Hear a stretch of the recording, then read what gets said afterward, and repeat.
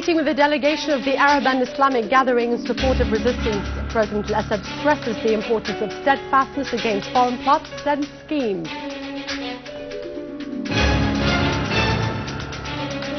The government studies the draft general budget of next year, and al-Halaqi asserted the continuation of the policy of increased development and war against corruption.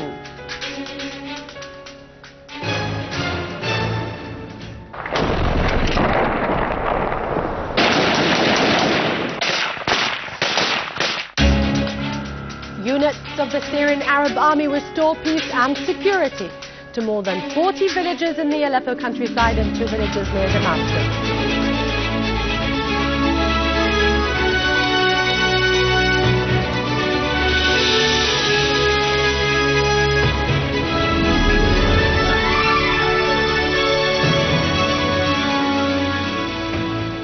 Good afternoon, I'm Dania Nizam, welcoming you to the news bulletin this afternoon. The developing events on the Arab and Islamic arenas were discussed by President Bashar al-Assad and the delegation of the Arab and Islamic gathering to support the option of resistance led by the Secretary General Dr. Yahya Ghaddar.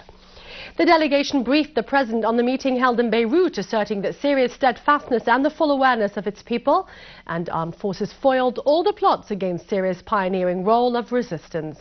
The delegation also asserted that it was time for all the Arab and Islamic people to shoulder their responsibilities to consolidate the steadfastness which achieved triumph and protected Syria and all the Islamic people from danger. The President stressed the importance of steadfastness in order to foil all the plots and schemes which target the Arab and Islamic world. The President stressed the important role of all the elite national forces in consolidating resistance, particularly among the young generations, to protect and preserve the unity of the Arab and Islamic identity and the interests of these people.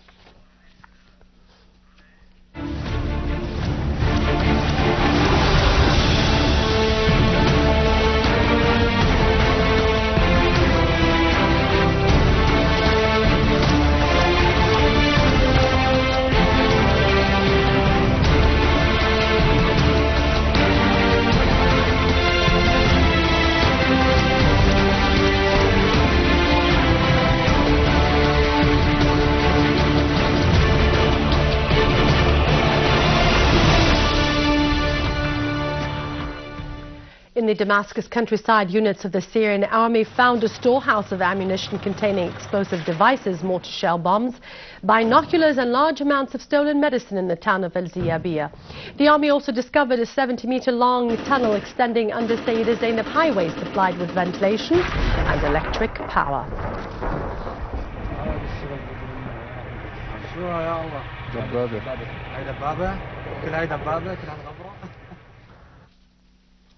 Units of the Syrian army cooperating with the people imposed full control on the town of Tel Fita and the surrounding area in the northern Damascus countryside. They defeated the terrorists of the so-called Jabhat al-Nusra, which spread chaos and panic and destroyed the weapons and equipment of the terrorists. The army also destroyed a storehouse of weapons and vehicles used by the terrorists in the area of El-Nabik. The army also defeated terrorists in Al-Qabun, Barze, Jobar and Zamalka. In the eastern Ghouta, groups of terrorists were defeated and left dead or wounded in the nearby villages. A tractor was destroyed in the town of El Rihan, where it was used by the terrorists to block the streets of the town.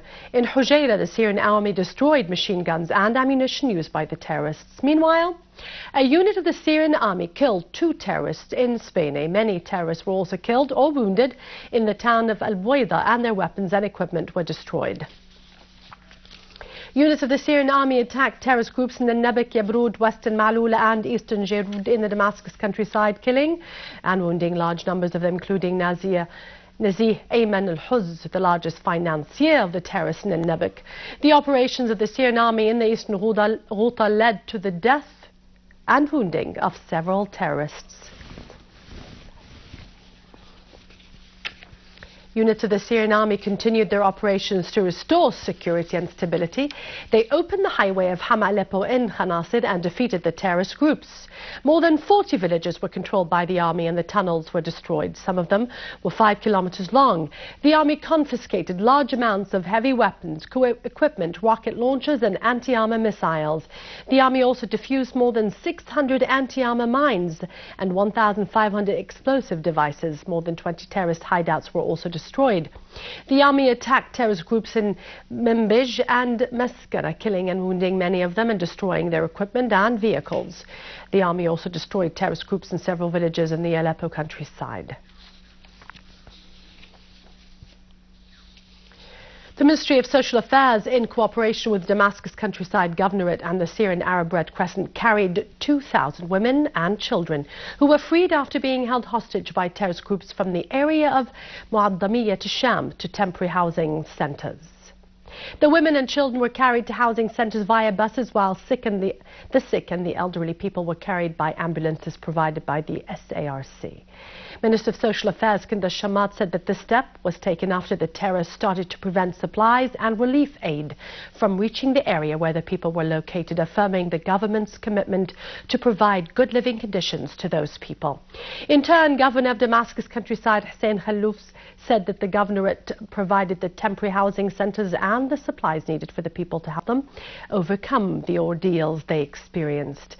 General Coordinator of this initiative, Fadia Laham, said that more women and children and the elderly people will be evacuated from Muaddamiyya to Sham, in addition to the people who need urgent medical aid. The evacuation is carried out in cooperation with local sides and the authorities. Khallouf and Laham highlighted the role of the armed forces in helping to evacuate the citizens from the area. Shamat and Khallouf supervised the arrival and reception of the citizens at a housing centre in Qudsayya area, the distribution of humanitarian aid among them and conducting medical exams.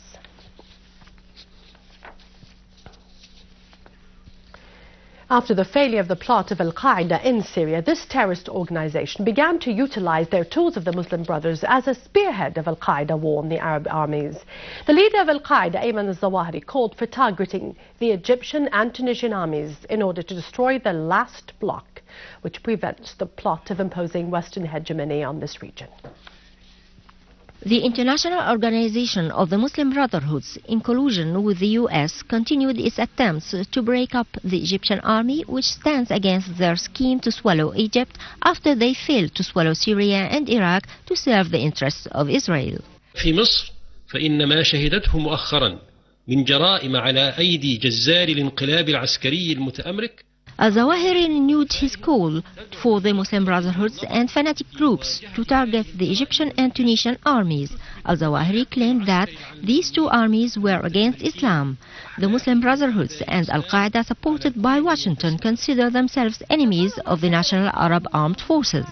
They endeavor to enable the terrorist gangs in Sinai to set up an emirate to bleed the Egyptian army on the borders of occupied Palestine. These gangs wage daily attacks on the Egyptian army, killing and wounding innocent victims. These acts of terrorism remind us of al-Zawahiri's calls to the extremist fanatics in Syria to target the Syrian army. وأؤكد لإخواني المجاهدين في الشام المبارك أن يتحدوا. هذه بيعة من أبناء جبهة النصرة. The calls of al-Zawahiri led to terrorist crimes against innocent military and civilian victims, reminding us of the crimes of Al-Qaeda in Yemen, Iraq, Libya and Tunisia. This shows a systematic plot with various roles of terrorist groups attacking Arab national security in line with Washington's conspiracy to create chaos in the so-called New Middle East, to serve the interests of Israel through creating ethnic and sectarian conflicts in many countries throughout this region. And this, we conclude our news for today. Thank you for watching us. For more details about Syria and the region, you can view our bulletin on syriaonline.sy in English. Thank you for watching. God bless you all.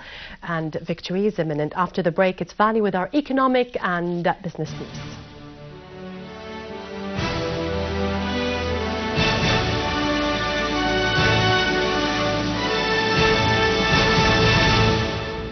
Good afternoon. The Cabinet discussed the 2014 state budget in its weekly session that was held in Damascus, headed by Prime Minister Dr. Wael al-Halaqi. The Cabinet discussed the repercussions of the terrorist attacks on the Syrian economy, the challenges of the increased public spending, and the prices of goods and services. They also discussed means of alleviating the impact of the crisis on citizens through taking many measures, such as interference in the foreign currency market, increasing wages of employees, subsidizing basic materials, and observing markets to control prices. They said that the government is exerting all efforts to provide residence for the displaced families that were forced to leave their houses. The Directorate of Agriculture in Tartus Governorate anticipated the production of olive oil for this year to be 5,000 tons and 30,000 tons of olive. The Specialized Office's director said that olive cultivation is very important. It constitutes 83% of the overall planted area of fruitful trees at the Governorate, while the overall planted area is more than 73,000 hectares. The sales at the Hama branch of seed establishment reached more than 1,500 tons of fertilized wheat from the farmers of Hama, while 78 tons of wheat seeds have been shipped to the Tartus branch of the establishment. The branch manager said that the branch is fertilizing the received wheat.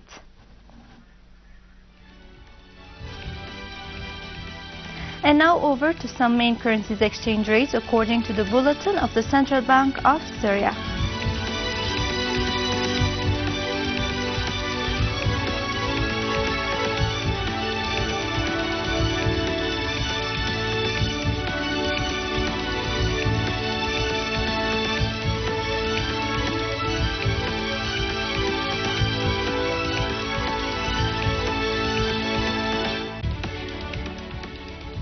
With this, we conclude our news. Thank you for watching and goodbye.